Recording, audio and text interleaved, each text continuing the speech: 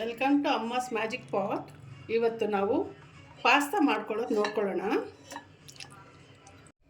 ಈಗ ಬಟರ್ ಹಾಕ್ಕೊಳ್ಳೋಣ. ಬಟರ್ ಕರಗಲಿ. ಈಗ ಗಾರ್ಲಿಕ್ ಹಾಕ್ಕೊಳ್ಳೋಣ. ಬೆಳ್ಳುಳ್ಳಿ ಈ ಥರ ಸ್ವಲ್ಪ ಗೋಲ್ಡನ್ ಬ್ರೌನ್ ಬರೋವರೆಗೂ ಫ್ರೈ ಮಾಡ್ಕೊಳ್ಳೋಣ.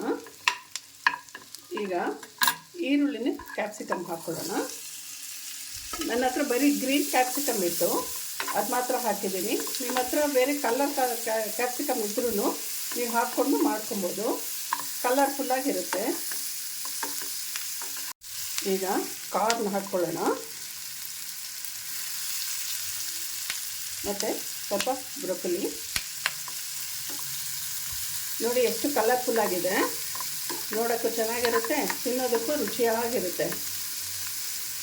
ಇದನ್ನು ಹೈ ಫ್ಲೇಮಲ್ಲೇ ಇಟ್ಕೊಂಡು ಈ ಥರ ಫ್ರೈ ಮಾಡ್ಕೊಳ್ಬೇಕು. ಲೋ ಫ್ಲೇಮಲ್ಲಿ ಇಟ್ಟರೆ ತುಂಬ ಥರ ಮೆತ್ತಗೆ ಆಗಿಬಿಡುತ್ತೆ. ಆ ಥರ ಆದರೆ ತಿನ್ನೋಕ್ಕೆ ಚೆನ್ನಾಗಿರೋದಿಲ್ಲ.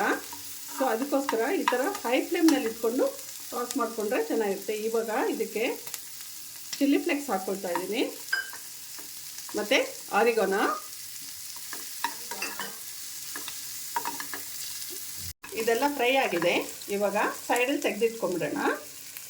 ಕುಕ್ಕರ್ನಲ್ಲಿ ಸ್ವಲ್ಪ ಬಟರ್ ಹಾಕ್ಕೊಳ್ತಾ ಇದ್ದೀನಿ. ಪಾಸ್ತಾ ಹಾಕ್ಕೊಳ್ಳೋಣ. ನಾನು 1 ಕಪ್ಪಷ್ಟು ಪಾಸ್ತಾ ತೊಗೊಂಡಿದ್ದೀನಿ.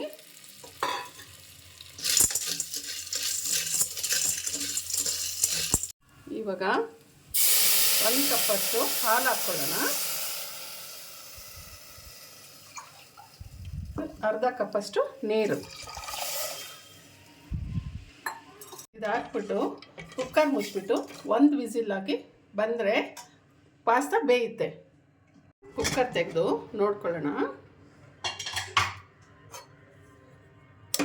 ನೋಡಿ ಈ ಥರ ಪಾಸ್ತಾ ಎಲ್ಲ ಬೆಂದಾಗಿದೆ. ಈ ಪಾಸ್ತಾ ಎಲ್ಲ ನಾವು ಕ್ಯಾಪ್ಸಿಕಮ್ಮು ಎಲ್ಲ ಬೇಯಿಸ್ಕೊಂಡಿದ್ವಲ್ಲ, ಫ್ರೈ ಮಾಡಿದ್ವಲ್ಲ, ಅದರಲ್ಲಿ ಹಾಕ್ಕೊಳ್ಳೋಣ.